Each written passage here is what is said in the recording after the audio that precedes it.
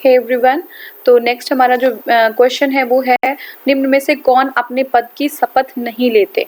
ठीक है, तो कौन नहीं लेते, तो देखिए स्पीकर नहीं लेते। ठीक है, स्पीकर नहीं लेते, बाकी राष्ट्रपति, उपराष्ट्रपति, प्रधानमंत्री और मंत्रिपरिषद के सदस्य जो हैं अपने पद की शपथ लेते हैं, लेकिन स्पीकर नहीं लेते हैं। ठीक है, देखिए जो विकल्प है उसमें से स्पीकर है, यानी कि जो लोकसभा अध्यक्ष होते हैं वो अपने पद की शपथ नहीं लेते हैं। ठीक है, स्पीकर जो लोकसभा अध्यक्ष होते हैं वो अपने पद की शपथ नहीं लेते हैं और वह पहले ही लोकसभा में सांसद के रूप में लोकसभा सदस्य के जो है होते हैं, वो सदस्य होते हैं, वो यानी कि सांसद के तौर पे वो पहले ही शपथ ले चुके होते हैं, इसलिए वो अलग से स्पीकर के लिए कोई शपथ उनका नहीं होता है।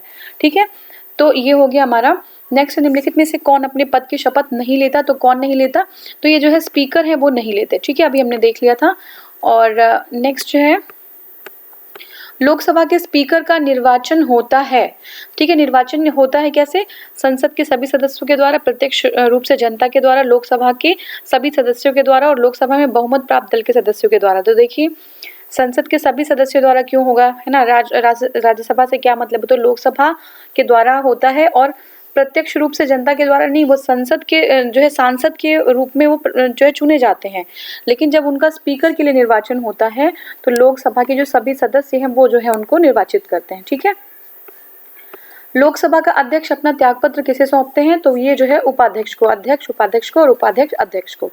ठीक है, स्पीकर जो है अपना हस्तलिखित त्यागपत्र जो होता है, रेजिग्नेशन जो लेटर होता है, वो जो है उपाध्यक्ष को जो है वो सौंप देते हैं।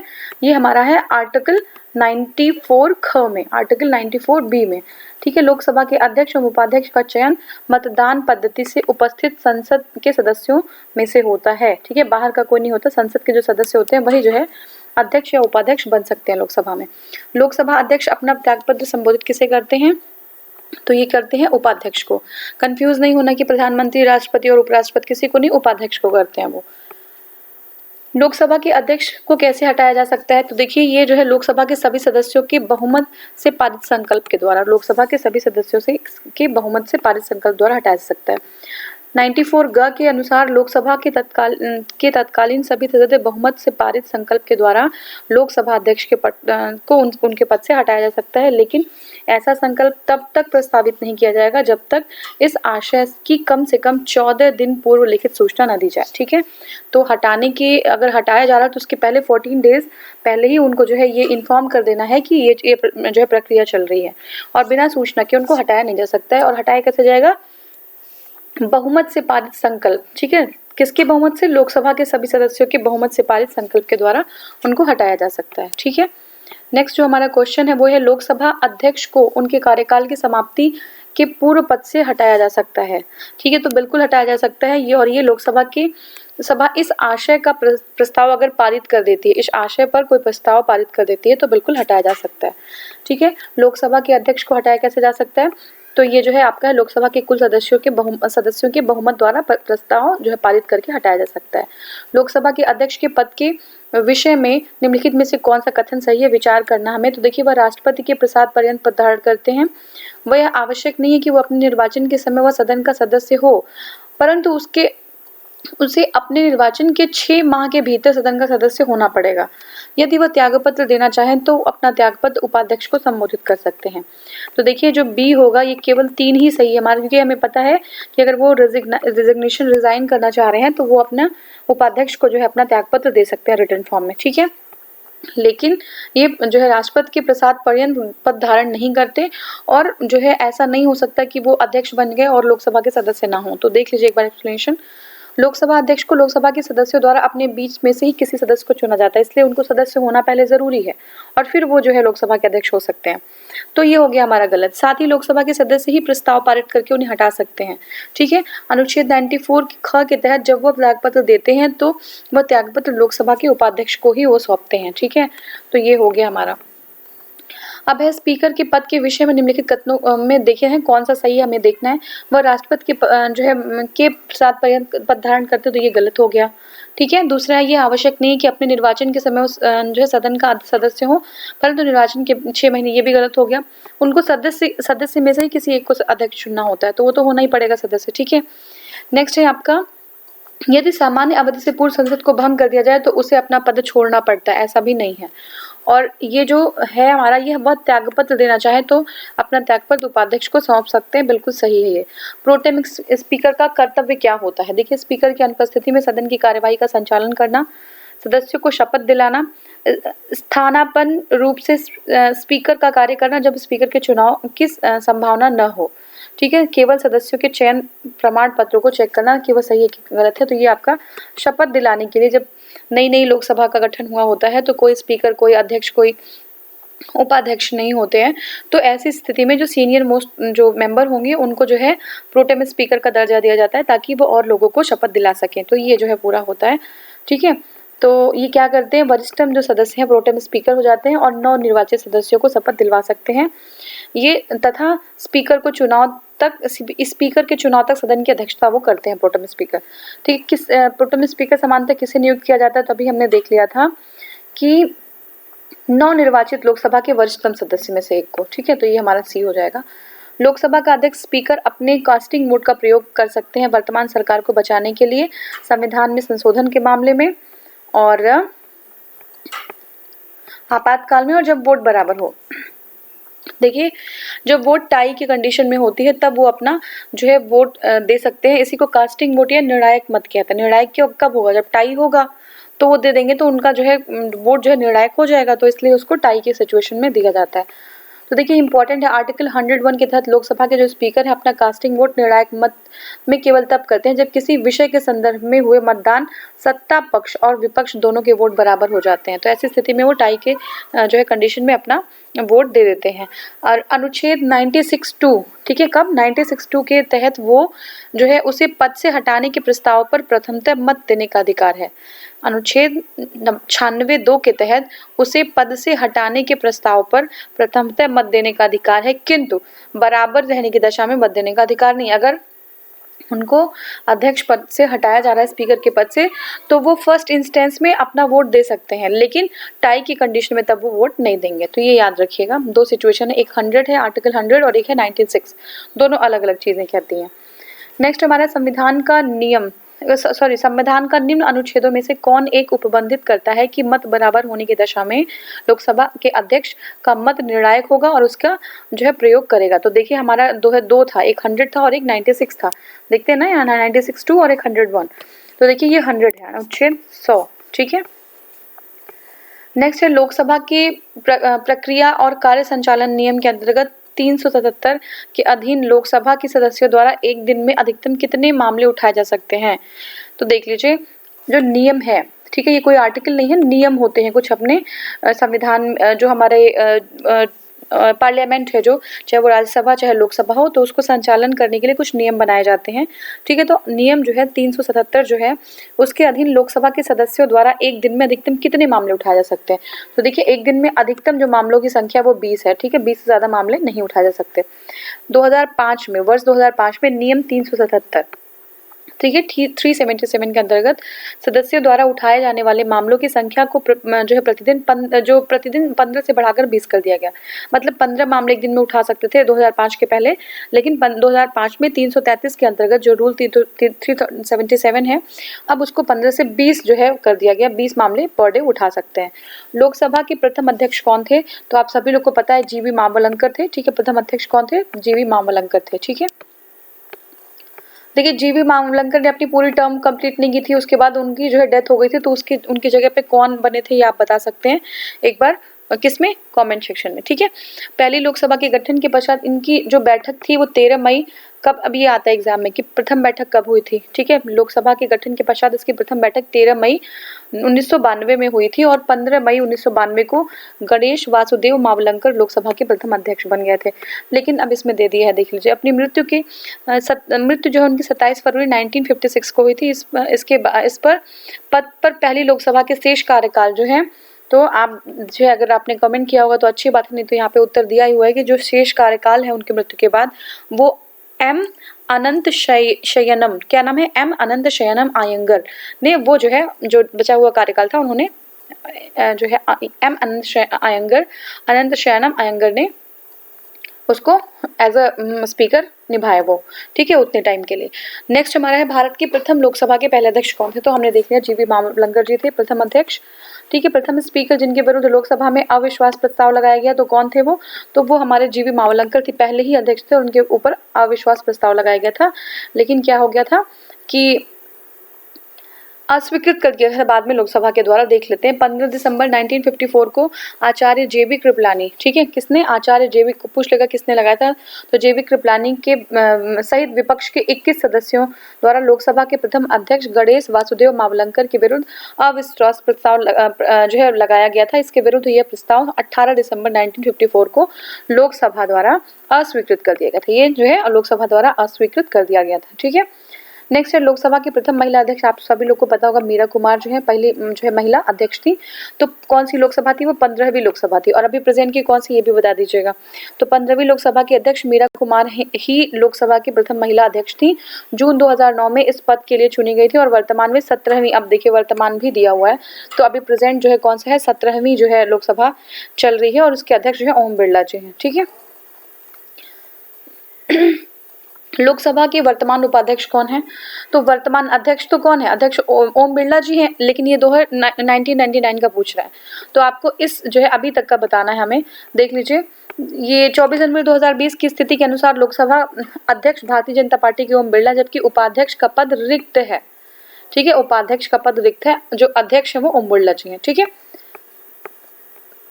नेक्स्ट क्वेश्चन हमारा है, यदि उपाध्यक्ष लोकसभा की अध्यक्षता कर रहे हो तो उन्हें एक अधिकार प्राप्त है कि वह उपाध्यक्ष अगर लोकसभा की अध्यक्षता कर रहे हो तो क्या अधिकार प्राप्त है? वो है कि लोकसभा के विचार विमर्श में भाग ले सकते हैं। दूसरा है सदस्य के रूप में सदन के समक्ष किसी प्रस्ताव पर मतदान कर सकते हैं। तीसरा है बराबरी की मत की अवस्था में मतदान कर सकते हैं। और चौथा है अध्यक्ष की अनुपस्थिति में संसद की संयुक्त बैठक की अध्यक्षता करने का अधिकार नहीं रखते।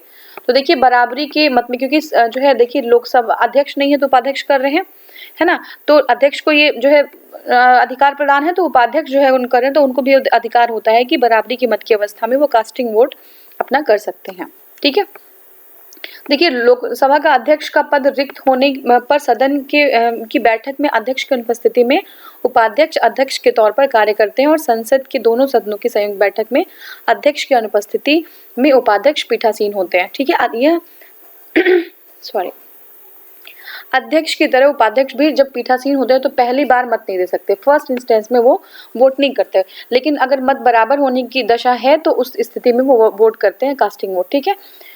इसके अलावा अध्यक्ष के रूप में कार्य करते हुए लोकसभा के में विचार विमर्श में भाग नहीं ले सकते। बहुत ही इंपॉर्टेंट है, आपको लगेगा ले सकते हैं, लेकिन वो कार्य करते समय वो भाग नहीं ले सकते विचार विमर्श में, ठीक है।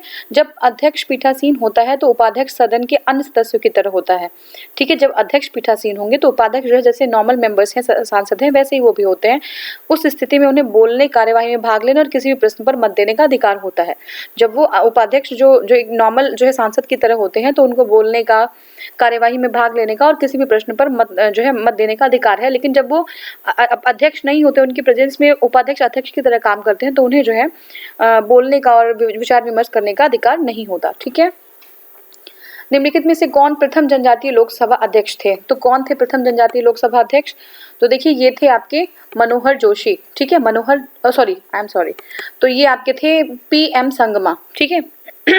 कौन प्रथम जनजातीय लोकसभा अध्यक्ष थे? ठीक है, जनजाति की बात करें तो ये जो है आपके PA संगमा थे, ठीक है। PA संगमा 1995 में प्रथम जनजातीय केंद्र मंत्री बने और 1996 में वो लोकसभा के पहले जनजातीय अध्यक्ष बने थे। लोकसभा का सचिवालय सीधे नियंत्रित कौन करता है? तो देखिए लोकसभा के अध्यक्ष के द्वारा, जो लोकसभा का सचिवालय होता है सीधे लोकसभा के अध्यक्ष के नियंत्रण में होता है।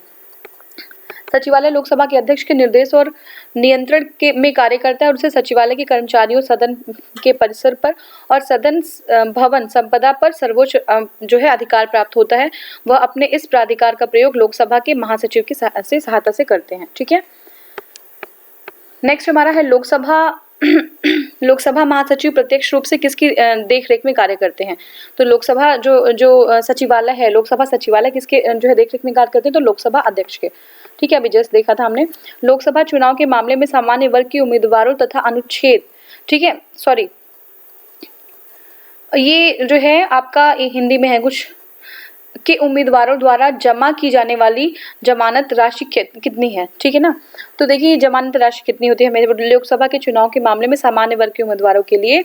और ये जो अच्छा ये है आपके SC STs जो हैं, ठीक है ना, आपका जो SC STs है उनके लिए कितना जमानत राशि होता है, सामान्य वर्ग के उम्मीदवार तथा SC STs के लिए कितनी होती है। तो देखिए जो है आपका देखिए प्रश्न काल में ये जो है कुछ और था, लेकिन अभी जो करंट सिचुएशन है उसमें सामान्य वर्ग के लिए 25,000 किसके लिए पूछ रहे हैं, ये पूछ रहे हैं लोकसभा के चुनाव के मामले में, ठीक है, जो उम्मीदवार हैं। तो सामान्य वर्ग के लिए 25,000 रुपये है, जो अनुसूचित जाति अनुसूचित जनजाति है उनके लिए 12,500 है, क्या है 12,500 है।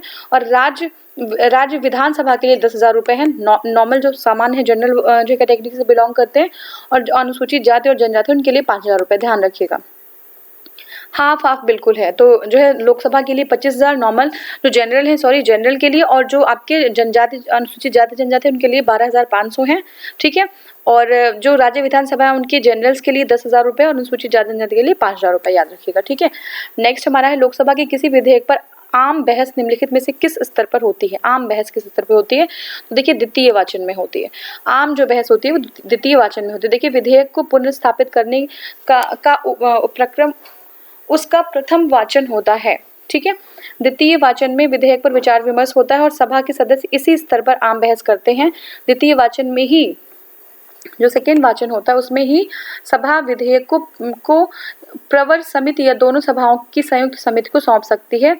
और द्वितीय वाचन में ही विधेयक पर खंडशः विचार होता है, ठीक है, विधेयक पर खंडशः विचार होता है। प्रभारी सदस्य का यह प्रस्ताव कि विधेयक या यथा संशोधित विधेयक पारित किया जाए विधेयक का तृतीय वाचन कहलाता है। बहुत ही इंपॉर्टेंट है, देख लीजिएगा। प्रथम वाचन में क्या होता है, विधेयक को पुनर्स्थापित करने का जो है प्रक्रम प्रथम वाचन में होता है। द्वितीय में क्या होता है, विचार विमर्श होता है, याद रखिएगा। द्वितीय में विचार विमर्श होता है। तृतीय में क्या होता है, तृतीय में क्या होता है कि प्रभारी सदस्य का यह प्रस्ताव कि विधेयक या यथा संशोधित विधेयक पारित किया जाए, ये तृतीय वाचन में होता है, ठीक है। पहले वाचन में क्या होगा, पहले वाचन में पुनर्स्थापित किया जाएगा, दूसरे वाचन में विचार विमर्श होगा, और तीसरे वाचन में जो है विधेयक को पारित करने के लिए प्रस्ताव आएगा, ठीक है। तो ये हो गया हमारा। नेक्स्ट क्वेश्चन है हमें जो है कौन सी शक्तियां लोकसभा की राज्यसभा की तुलना में अन्य रूप से प्राप्त हैं। तो लोकसभा को जो है ज्यादा शक्तियां राज्यसभा की तुलना में कहाँ पे प्राप्त है, देखते हैं। धन वित्त विधेयक लोकसभा में ही प्रस्तुत किया जाता है, बिल्कुल सही है, प्रस्तुत किया जाता है, देख लीजिए, अभी रुकिए आप, ठीक है। धन और वित्त विधेयक लोकसभा में प्रस्तुत किया जा सकता है। दूसरा है धन विधेयक के निरस्तीकरण अथवा संशोधन के संबंध में मंत्रिपरिषद के उत्तरदायित्व के संबंध में अखिल भारतीय सेवाओं के सृजन के। तो अखिल भारतीय तो हमारे किसमें है, राज्यसभा में, तो 4 गलत हो जा रहा है, देख लीजिए आप, ये बी होगा 1 2 3, ठीक है, 1 2 3, यानी कि धन और वित्त विधेयक जो विधेयक है धन या वित्त विधेयक जो है उसके जो है केवल लोकसभा में प्रस्तुत किया जाएगा, बिल्कुल सही है। धन विधेयक के निरस्तीकरण अथवा संशोधन के संबंध में, ठीक है, तो ये भी सही है। और याद रखिएगा धन विधेयक के निरस्तीकरण संशोधन पे ध्यान रखिएगा। मंत्रिपरिषद के उत्तरदायित्व के संदर्भ में, तो ये भी इसमें जो है विशेष शक्तियां प्राप्त है लोकसभा को, तो बिल्कुल सही है। देखिए धन विधेयक के प्रस्तुतीकरण एवं उसके निरस्तीकरण एवं संशोधन के संबंध में अनुच्छेद 109 तथा मंत्रिपरिषद के उत्तरदायित्व के संबंध में अनुच्छेद 75(3) लोकसभा को राज्यसभा में की तुलना में अन्य रूप से शक्तियां प्रदान करता है। फिर से देख लीजिए, जो धन विधेयक है उसका प्रस्तुतीकरण या निरस्तीकरण उसके संदर्भ में 109, ठीक है, याद रखिएगा आर्टिकल 109। और मंत्रिपरिषद के उत्तरदायित्व के संबंध में अनुच्छेद 75(3), कौन सा 75(3) लोकसभा को राज्यसभा की तुलना में जो है ज्यादा शक्तियां प्रदान करता है। लेकिन अगर हम अखिल भारतीय सेवाओं की बात करें तो ये 312 में, याद रखिएगा आर्टिकल 312 में राज्यसभा को अनन्य शक्तियां प्राप्त हैं, ठीक है। नेक्स्ट हमारा निम्नलिखित में से कौन राज्यसभा की एकांतिक शक्ति के अंतर्गत आता है। तो कौन सा आता है, अभी हमने देखा जो नई अखिल भारतीय सेवाओं के सृजन जो है वो राज्यसभा की एकांतिक शक्तियों के अंतर्गत आता है। नेक्स्ट हमारा है 15वीं लोकसभा में महिला सदस्यों से संबंधित निम्नलिखित तथ्यों पर विचार करिए। पहला है वे लोकसभा में के कुल सदस्यों के 10% से कम हैं। अधिकतम महिला जो सदस्य भारतीय राष्ट्रीय कांग्रेस से थी। राजस्थान से 3 महिला सदस्य निर्वाचित हुए थे। अधिकतम महिला सदस्य उत्तर प्रदेश से निर्वाचित हुई थी। तो देखिए इसमें इसको देखिए 2019 की बात कर रहे हैं और 17वीं लोकसभा की बात करें तो कुल महिला सदस्यों की जो भागीदारी है 14% है। बहुत ही इंपॉर्टेंट है, ध्यान रखिएगा। 17वीं लोकसभा में जो महिला सदस्यों का जो कुल जो हिस्सेदारी है वो है भागीदारी उनकी 14% है। वर्तमान में लोकसभा में कुल 78 महिलाएं, कितनी 78 महिलाएं हैं। और INC जो कांग्रेस पार्टी है उससे 6 हैं और भारतीय जनता पार्टी से 41 महिलाएं हैं। ठीक है, कितनी है? 41 महिलाएं हैं। अधिकतम महिला जो है कितनी? उत्तर प्रदेश से आती है और पश्चिम बंगाल से, उत्तर प्रदेश और पश्चिम बंगाल से आती है, दोनों से ही 11-11 आ रही हैं, तो दोनों से बराबर आ रही हैं, उत्तर प्रदेश से भी और पश्चिम बंगाल से। राजस्थान से 3 महिला निर्वाचित हुई हैं। ठीक है, तो ये उन्हीं के था। और जो हमारा नेक्स्ट क्वेश्चन है वो है निम्नलिखित कथनों पर विचार करना है। देखते हैं। पहली लोकसभा में विपक्ष में सबसे बड़ा राजनीतिक दल स्वतंत्र पार्टी था। जो फर्स्ट लोकसभा है उसमें जो है विपक्षी दल के रूप में सबसे जो है बड़ा राजनीतिक दल था वो स्वतंत्र पार्टी था। हम पहले की बात कर रहे हैं, जो पहली लोकसभा बनी थी। ठीक है, लोकसभा में नेता प्रतिपक्ष को सर्वप्रथम 1969 में मान्यता दी गई। ठीक है, नेता प्रतिपक्ष को 1969 में मान्यता दी गई। और लोकसभा में यदि किसी दल के न्यूनतम 75 सदस्य न हो तो उसके नेता को नेता प्रतिपक्ष के रूप में मान्यता नहीं मिल सकती है।